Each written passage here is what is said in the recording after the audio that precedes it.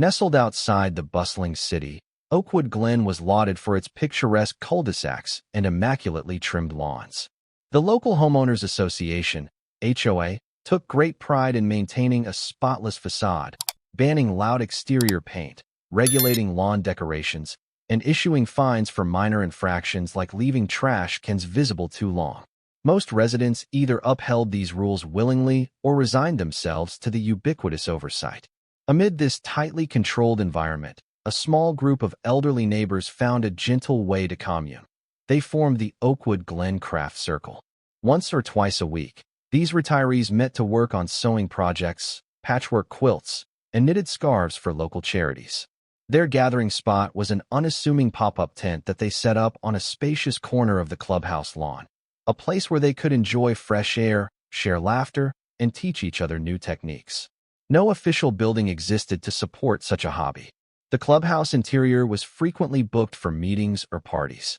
By pitching a simple canopy outside, the seniors had carved out their own cozy nook, partly shaded, partly open to the breeze. They dragged out folding chairs, card tables, and their sewing kits, chatting about everything from local bake sales to grandchildren's antics. Passers-by often stopped to admire the intricate needlework or to say hello, drawn by the circle's warmth. Yet not everyone viewed the little tent so kindly. Brenda Farnett, though not officially on the HOA board, was effectively its most vocal enforcer.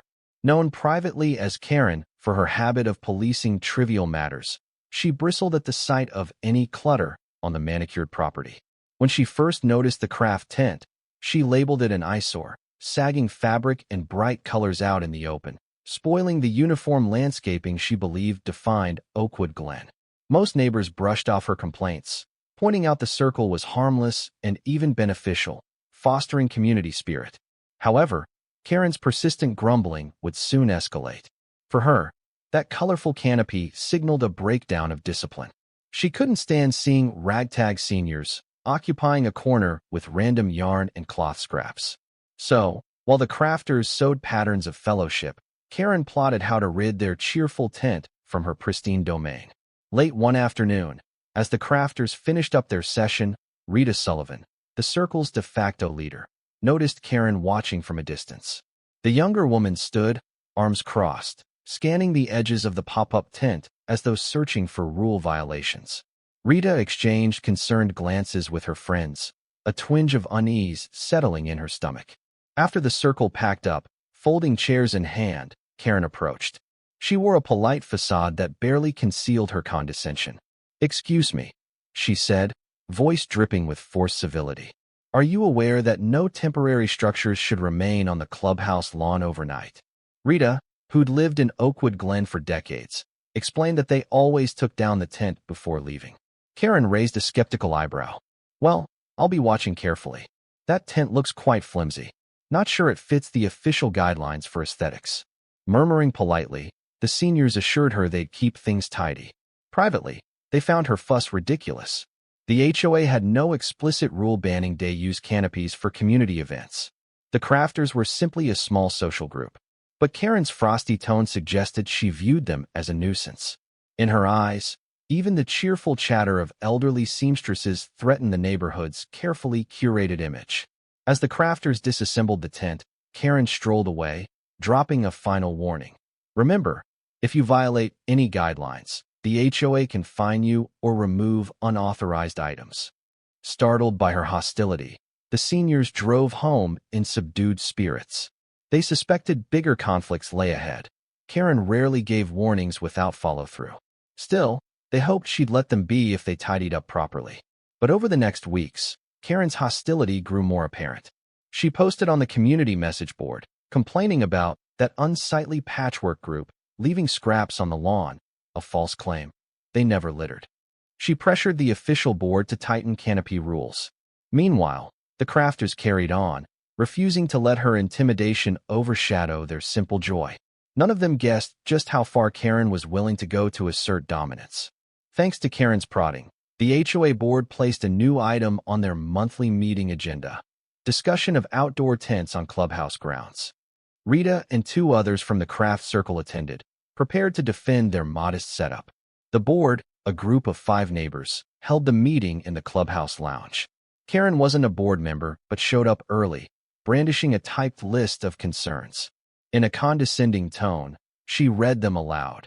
Potential trip hazards from tent ropes, unsightly color schemes clashing with the clubhouse palette, noise from constant chatter. The crafters, somewhat baffled, countered that they used a neutral tin canopy, anchored safely, and never stayed past dusk. They brought no loudspeakers or rowdy music. Their small gatherings lasted only a few hours each week. After some back and forth, the board concluded there was no real violation. Ms. Patterson, the HOA president, suggested a compromise. The craft circle must ensure their tent is promptly taken down after each session, store all chairs indoors, and keep noise at normal conversation levels. Rita agreed readily. These were precisely the circle's existing habits. Karen, seething, argued that the presence of any tent marred the clubhouse's neatly trimmed lawn. But the board wasn't convinced. They saw the circle as a benign use of communal space. In the meeting's aftermath, Karen retreated with a sour expression. The seniors felt relief, believing reason had prevailed. But among themselves, some worried. Karen's brand of stubbornness never ended with a single rejection. She might bide her time, searching for a new angle. They tried to stay vigilant, but they couldn't watch the tent every second. Meanwhile, their gatherings continued, filled with laughter and needles clicking, the warm breeze ruffling fabric edges. A short reprieve from the tension, though a storm brewed behind Karen's glare. That spring, the crafters arranged a small sewing showcase in the clubhouse yard, inviting neighbors to browse their knitted scarves, quilt squares, and embroidered handkerchiefs. They set up decorative stands under the pop-up tent, pinned completed works around the interior, and displayed sign-up sheets for an upcoming charity blanket drive. The air bristled with excitement. For many seniors, this was a chance to share their artistry with the broader community. On the day of the event, families strolled by, marveling at the craftsmanship. Some purchased handmade potholders or crocheted baby blankets. The crafters glowed with pride, collecting small donations for the local senior center. Even the HOA board members popped in, praising the circle's communal spirit. Smiles and camaraderie abounded. Everyone sipping lemonade while classical music played softly from a small speaker. Karen, though absent at first, eventually appeared, her posture rigid, lips pressed in disapproval. She wandered the edges, eyes flicking between the crafters' smiling faces and the tent's bright interior. Rita offered her a hand-knitted coaster as a goodwill gesture. Karen refused it with a curt nod, muttering something about cluttered display. Then she pivoted on her heel, leaving abruptly.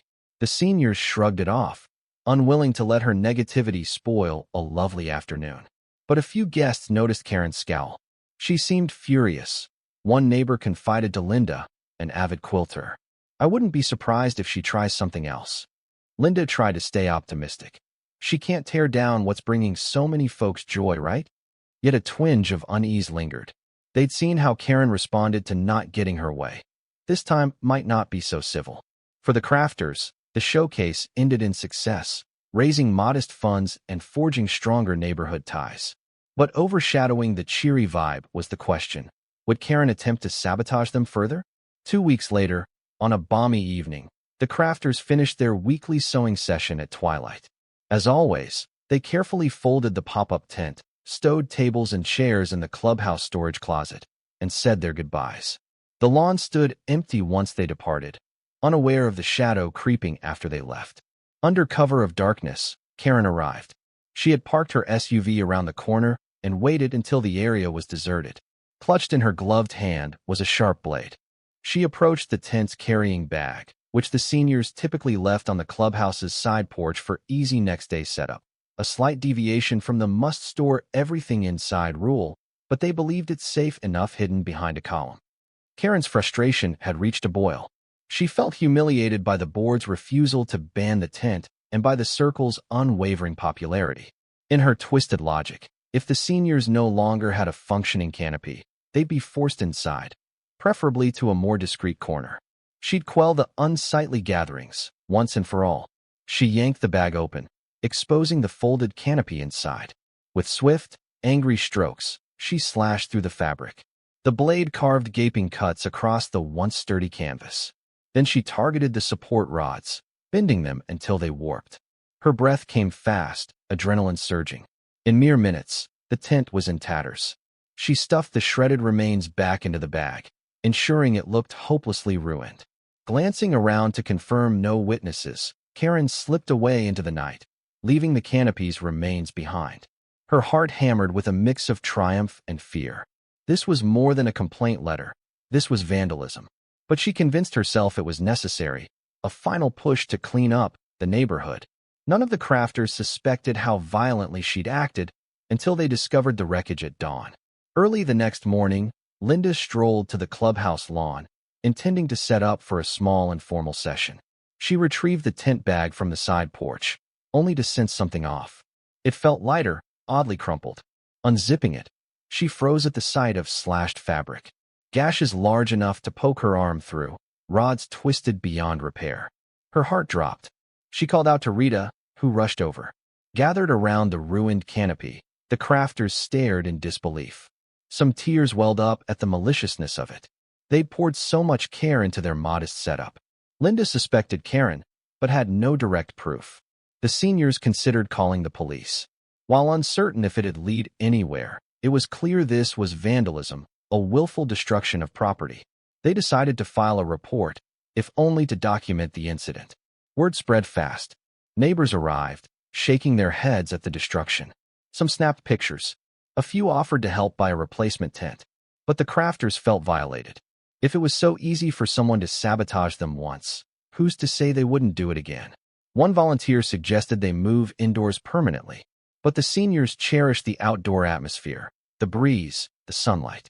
They found it liberating compared to the stuffy corners of the clubhouse. Rita turned to Linda, voice trembling with anger. We can't let them chase us off. If we just replace the canopy with another flimsy one, we might face the same result. We need a sturdier solution. Others murmured agreement. This time, they'd stand up to sabotage by building something that wouldn't be so easily torn. Something that spelled permanence, a testament to their right to gather in the open. Unbeknownst to them, this tragedy would spark a grander vision.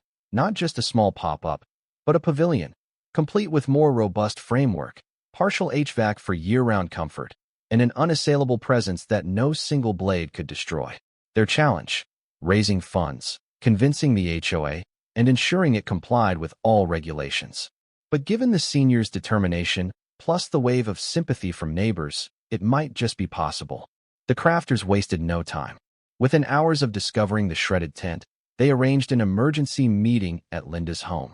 A half-dozen seniors sat around the living room, joined by a few supportive neighbors. Emotions ran high. Anger at the vandal, fear it could happen again, sadness at losing their beloved canopy. But from the tension arose a unanimous decision. They would not back down. Rita spoke first. We could buy another pop-up tent, but we risked the same sabotage. Why not aim higher? Build a sturdy pavilion with metal framing. Something lockable at night, so no one can just slash it. Another senior, Marge, chimed in. And maybe add portable fans or heaters so we can gather in all seasons. My arthritis pains me in the cold, but we can't always rely on indoor clubhouse space. The group nodded, excited by the idea of an all-weather structure. Linda cautioned them about the cost. Metal frames, partial HVAC, it won't be cheap. We might need thousands. But neighbors believed they could crowdfund. Many were outraged by the vandalism, ready to donate. They also had acquaintances beyond Oakwood Glen, local crafters guilds, charity groups that benefited from the seniors' crocheted blankets, perhaps even small grants for community building. The biggest hurdle, the HOA's approval. Erecting a permanent or semi-permanent structure on communal grounds would require official sign-off, possibly a lengthy process. Yet some board members might sympathize. In the wake of the sabotage, public opinion strongly favored the seniors. They decided to approach Ms. Patterson, the board president, with a thorough plan. Thus began their mission: design a robust pavilion that balanced aesthetics, function, and compliance. They'd gather cost estimates, produce sketches, and muster broad community support. It wouldn't be easy, but the indignation fueling them was potent. If Karen believed slashing the tent would end their outdoor gatherings, she was gravely mistaken. Her sabotage had only galvanized a grander vision. Over the next week, Linda and Rita consulted friendly contractors, seeking ideas for a pavilion. One recommended a metal frame canopy with retractable side panels for ventilation, plus space to add small fans or a portable heater. Another suggested a more enclosed gazebo with windows, but that might push the budget too high. Balancing cost and comfort was tricky. Meanwhile, Marge led a fundraising push. She posted on Oakwood Glen's message board about the Pavilion initiative, explaining how the seniors wanted to build something secure after the cruel vandalism. Donations poured in from neighbors outraged by the sabotage. Some chipped in $10, others $100. A local crafts store, which the seniors often patronized, offered a $500 donation plus discounts on any decor. The circle was touched by the outpouring. Ms. Patterson invited the group to present their proposal at the next board meeting. The crafters prepared a short slideshow featuring concept art of a neat, metal-framed structure with neutral-colored roof panels, matching the community's approved palette. They emphasized that it wouldn't be an eyesore. Additional touches included options for fans and a small portable heating unit, ensuring the pavilion could host gatherings year-round. Karen, of course, fumed. On the message board, she posted complaints about turning our neighborhood into a theme park of permanent tents. But the tide of sympathy was against her. People admired the seniors' devotion and wanted them safe from further vandalism. On the day of the board meeting, a large crowd formed, many wearing homemade pins reading, "Support the Pavilion." No one knew if the board would immediately greenlight the project or request modifications. But the seniors felt confident. They had a strong plan, a wave of public backing, and the moral high ground after the sabotage scandal. The stage was set for a crucial confrontation, deciding whether Oakwood Glen's future would see a permanent, well-equipped craft pavilion flourish, or be stifled by negativity. The board meeting took place in the clubhouse's main hall, packed to capacity. Linda, Rita, and Marge stood at the podium, presenting slides on a small projector. They detailed the approximate cost, somewhere between $8,000 and $12,000, depending on final specs, for a metal frame pavilion measuring 20 feet by 30 feet. It'd have partial enclosure options for cooler months, a tasteful neutral canopy top, and room for about 15 chairs or so. They stressed it would be unobtrusive, placed near the clubhouse's eastern side, blending with existing landscaping. After the presentation, Ms. Patterson asked a few clarifying questions. What about maintenance? Noise. Will the structure remain locked after hours? The crafters explained they'd handle basic cleaning, keep it locked at night, and the open sides wouldn't significantly boost noise beyond normal conversation. They also showed how fans and a small portable heater would be used responsibly. Then it was Karen's turn. She stood, posture rigid, complaining that such a large pavilion might overshadow the clubhouse and degrade property values. She insisted the group was exploiting a single vandalism incident to push an extravagant solution. Linda calmly responded that they'd simply outgrown flimsy tents.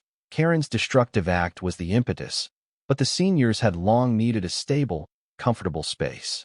The board deliberated privately, recognizing the broad community support. Many recalled the heartbreak of seeing the craft circle's canopy in tatters. Approving a well-designed pavilion would send a message that Oakwood Glen supported neighbors' well-being and cultural life. Within 20 minutes, they returned with a unanimous vote. Yes, subject to final architectural review to ensure color matching and material quality. Cheers erupted. Some crafters teared up, hugging each other. Karen glowered, crossing her arms in disgust. Ms. Patterson hammered the gavel, smiling. We look forward to seeing Oakwood Glen's new craft pavilion come to life. Congratulations. The crafters had won a major victory, forging a path to a safer, year-round gathering spot that Karen's sabotage had, ironically, helped inspire. Over the following weeks, the crafters ramped up fundraising. Though neighbor donations were generous, $12,000 was no small sum. Rita and Linda reached out to local businesses, the craft store, already a supporter, a sewing machine repair shop, and even a hardware chain. Some offered gift cards or discounted supplies. They approached philanthropic clubs that might appreciate a seniors-led community initiative. The local newspaper, hearing about the sabotage story and the seniors' resilience, ran a short piece encouraging donations. Even a local cable channel briefly interviewed Rita, who spoke passionately about how the pavilion would provide a safe haven for seniors, promote arts, and stand against vandalism. Donations rolled in. A philanthropic foundation focusing on seniors' quality of life awarded them a small grant.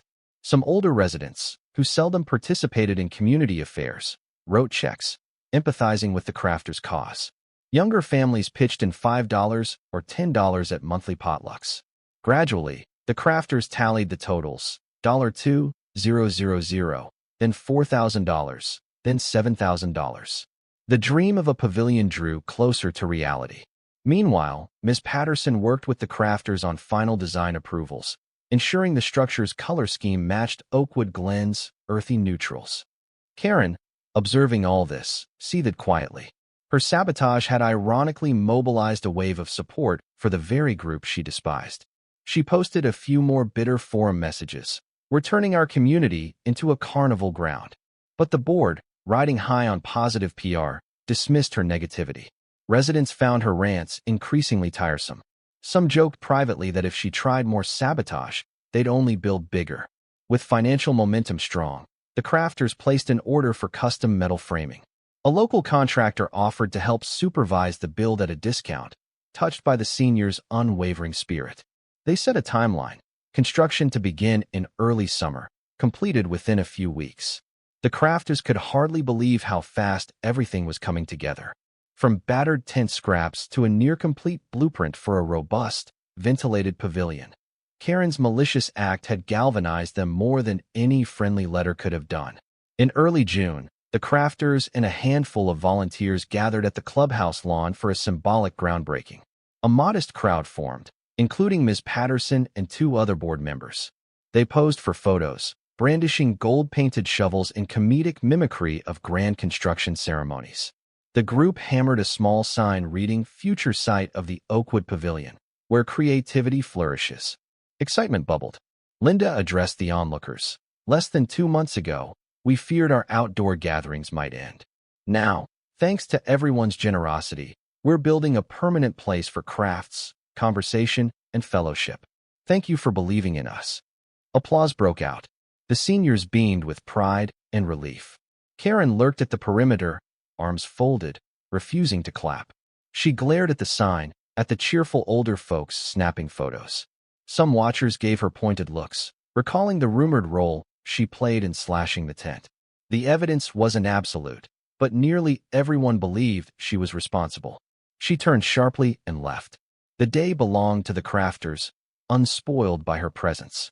Over the next week, a small construction crew arrived. They laid foundation footers for the metal posts, measuring precisely to ensure the structure's symmetrical shape. The crafters occasionally peeked in, marveling at how large the frame would be compared to their old pop-up. The contractor explained they'd soon attach roofing panels, then incorporate fans and possibly a vented area for a portable heater.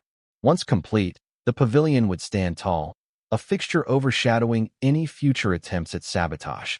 To secure the site from meddling, the crew set up a temporary fence around the construction zone.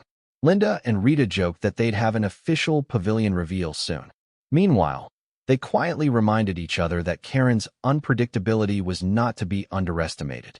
For the moment, though, it seemed she'd retreated, her rage overshadowed by the unstoppable momentum of the crafter's dream come true. Near midnight, a few days into the pavilion build, Karen slipped out of her house, approaching the construction zone. The skeletal metal frame rose from the lawn like a silent sentinel. She scowled at the beams. In her mind, this monstrous tent threatened to degrade the carefully manicured aesthetic.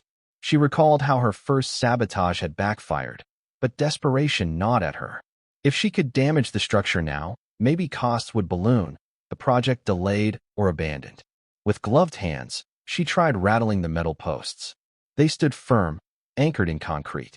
She considered prying something loose, but it was too sturdy. She pulled out a small saw, hoping to cut through a half-installed crossbeam.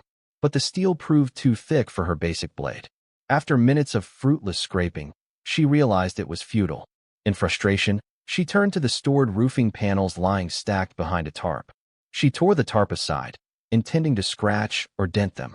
Her first few attempts left minor marks, hardly catastrophic. The panels were durable, each piece heavy. She might be able to bend corners, but likely the crew could still use them. the extent of the sabotage would be minimal.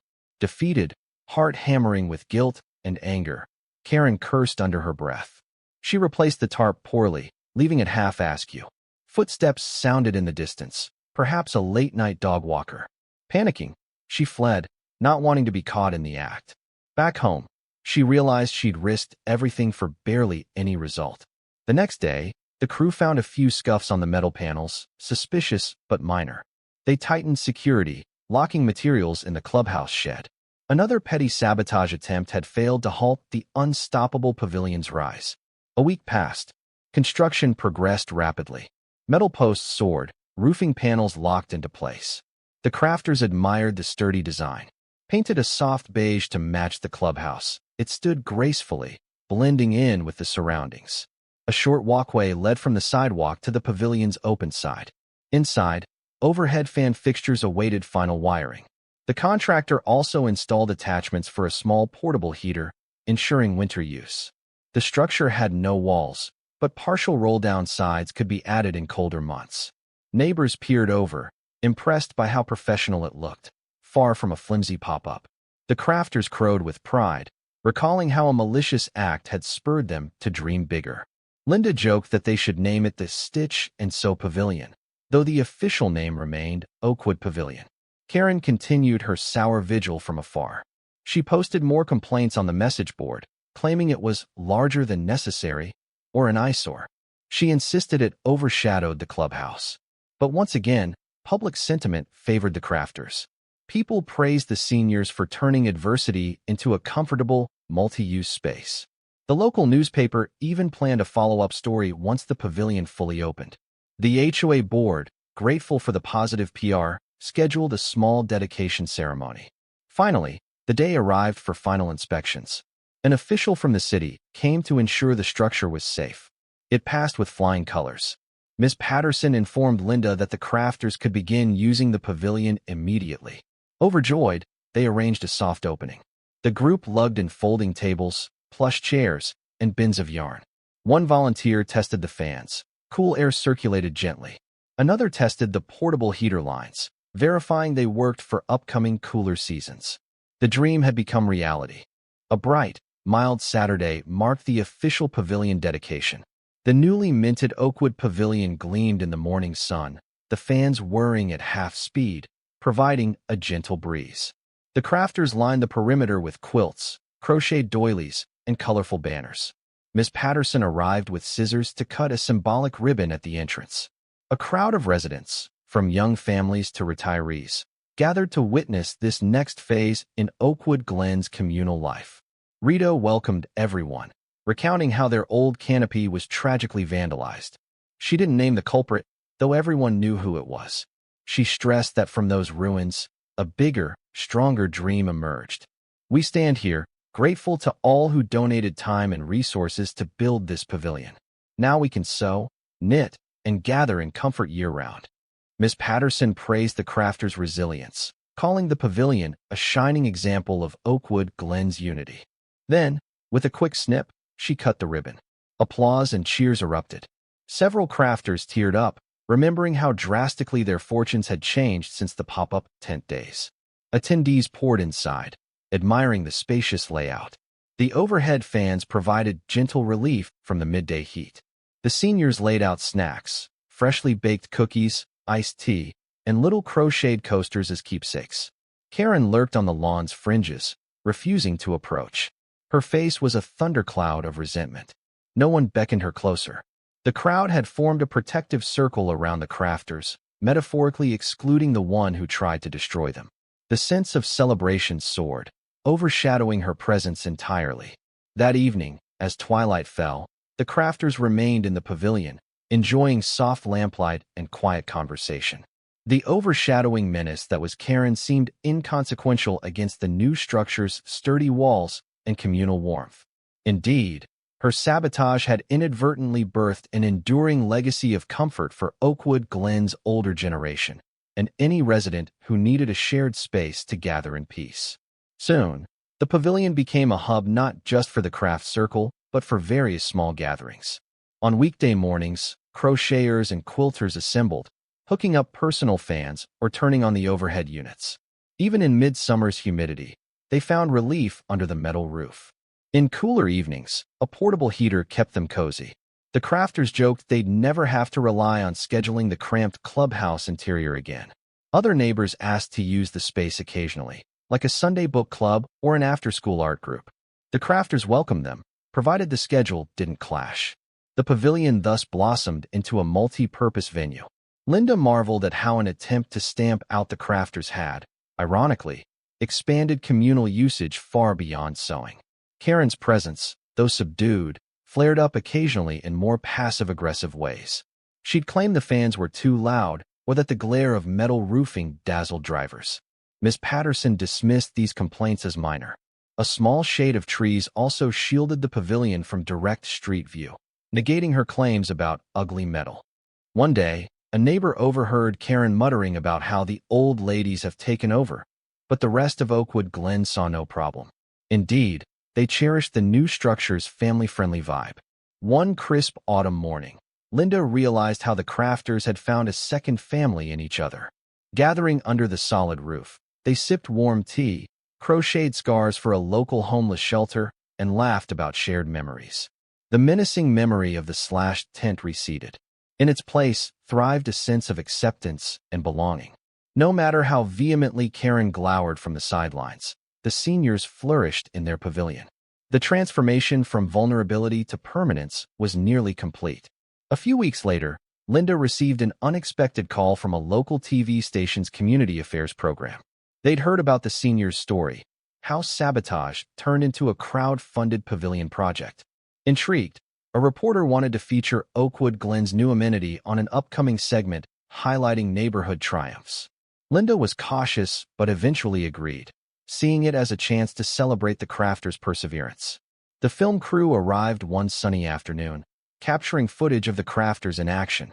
They interviewed several seniors about the initial pop-up tent, the shocking vandalism, and the rally to build something better. Cameras panned across the robust metal frame, overhead fans, and the portable heater unit in the corner. Rita explained how the community pitched in financially, and how the HOA's official approval sealed the deal. During an on-camera chat, Linda was asked whether they ever discovered who slashed the original tent. She delicately replied, "We had our suspicions, but it's water under the bridge now. We believe in focusing on the positive result." The reporter nodded, impressed by the graciousness in the face of adversity. Karen stayed away, presumably not wanting to appear on camera. In the final broadcast, the pavilion glimmered as a symbol of communal spirit. The short TV spot ended with a narrator praising the unstoppable determination of Oakwood Glen's seniors. Many neighbors watched, proud to see their community championed.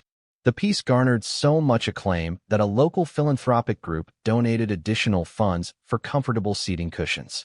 The crafters' once humble circle had become a local example of how to stand strong after sabotage. In the weeks following the TV segment, Karen tried one last wave of negativity, claiming the station had misrepresented the story and that the crafters were out-of-control seniors hogging community resources. She typed lengthy rants on the HOA forum about how the new pavilion overshadowed the classic charm of Oakwood Glen's landscaping. But the forum moderators, seeing her repeated rants, flagged them as harassing content and removed them. The residents, exhausted by her vendetta, mostly ignored her. A few told her to let it go. With no official channels left to hamper the pavilion, Karen sank into a quiet resentment. She might glower or direct a frosty glare when passing the lively craft sessions, but her influence had waned. Miss Patterson publicly reaffirmed the crafters' right to use the pavilion as needed. The board considered the matter closed. Meanwhile, the seniors continued to expand their activities. They launched a small Stitch and Chat event open to all ages, teaching crocheting basics to curious teens. Some nights, local couples used the pavilion for small recitals or acoustic jam sessions, always respectful of noise limits. The space had truly become a social anchor for Oakwood Glen, something the old pop-up tent never could have achieved on its own. Hindsight painted Karen's sabotage as ironically beneficial. Without her destructive slash, the circle might never have demanded a permanent structure. The new pavilion, with fans and a portable heater, extended the crafters' gatherings into previously impossible times. They occasionally glimpsed Karen passing by, gaze averted, perhaps realizing how thoroughly her plan had backfired. The seniors, for their part, bore her no ill will, focusing on the blessings that had sprung from adversity. Time flew, and soon a full year had elapsed since the original tent fiasco. The seniors marked the anniversary with a small potluck under the pavilion. They reminisced about the old canopy, how it fluttered in the wind, and how they once worried it might collapse in a breeze. Now, storms blew through Oakwood Glen, and the new structure stood firm, its metal frame unwavering. They laughed at how Karen's sabotage had ironically upgraded them to a year-round facility. Linda raised a toast with plastic cups of sparkling cider to the determined spirits of Oakwood Glen's crafters and neighbors. Here's to forging unity where bitterness tried to sow division. People clinked cups, bites of homemade pies and quiches passing around. Then the conversation shifted to future endeavors, maybe adding a small craft supply cabinet on-site, or scheduling charity quilt days. The possibilities felt endless. Karen's presence in the community grew negligible. She rarely attended HOA meetings, presumably embarrassed. Some rumored she was looking to sell her home. Others said she'd merely retreated, stung by public disapproval. Regardless, the seniors seldom mentioned her. Their days were too full, teaching new members how to knit, hosting monthly fundraiser rummage sales for local charities, or simply enjoying the pavilion's comfort. Looking around at the bright crocheted decorations adorning the pavilion's pillars, Linda felt a swelling pride. In place of a battered, slashed tent, they had built a monument to resilience. Elderly hands crocheting, young neighbors volunteering, everyone forging a sense of belonging. If Karen had intended to wipe out their presence, she had, in fact, carved them a permanent home. As the second winter approached, the seniors prepared for chillier sessions, though the portable heater promised some warmth. To their astonishment, a local HVAC company, hearing about the crafter's story from the news spot, offered to donate a small mini-split system for the pavilion, a more advanced climate control solution. The circle was stunned by the generosity. Installation would require minimal modifications, just an external unit and an interior blower along the roof line. The offer was too good to refuse. With Ms. Patterson's approval, the crafters arranged a quick consultation. Within weeks, technicians discreetly mounted the mini-split, blending it with the structure's color. Now the seniors had not just fans and a portable heater, but actual heating and cooling on demand. The final product made the pavilion a near year-round facility. At the unveiling of the new system, Linda half-joked they were on par with any fancy conservatory, albeit smaller. Everyone marveled at how a scissor slash in the past had evolved into a state-of-the-art craft retreat. This was truly the opposite outcome Karen had desired. That evening, they tested the mini-split's gentle heat, snugly crocheting in t-shirts despite the chilly December air outside. They sipped tea and recapped the improbable journey. Over the gentle hum of the blower, they recalled the heartbreak of that slashed canopy. Now, warmth, both literal and metaphorical, embraced them. The seniors acknowledged the bizarre twist. Karen's cruelty had unleashed unstoppable goodwill from all corners: neighbors, donors, local businesses. The unstoppable synergy had blossomed into something grand. At last, with the pavilion fully outfitted, fans, a mini-split system, solid metal framing, comfortable chairs, the seniors felt a contented sense of closure. Some of them crocheted a small banner reading, "We persevered, we built, we share." They hung it across the pavilion's entrance. The place bustled with activity daily, mornings full of sewing bees, afternoons with intergenerational crafts, evenings of social banter. Each new participant found welcome under the sturdy roof Karen had tried so desperately to prevent. Looking back, the crafters viewed the sabotage as a catalyst. Without that shocking event, they might never have demanded a better space. They marveled at the generosity unleashed in response to cruelty. The sabotage never yielded a criminal conviction. Karen faced no formal charges beyond an HOA fine for property destruction or a stern condemnation. But socially, she was ostracized. Rumors suggested she might soon relocate to another neighborhood. If so, the seniors said, good riddance, though they took no glee in her downfall. In the end, the tent-slash fiasco became local lore. how an attempt to shut down elderly crafters only spurred them to build a permanent, fully equipped pavilion. Children learned to knit there. New mothers crocheted baby blankets. Seniors shared decades of wisdom. The structure's walls resonated with the quiet hum of sewing machines or the gentle conversation of dear friends. To outsiders, it seemed a mere upgrade from a flimsy canopy to a robust shelter.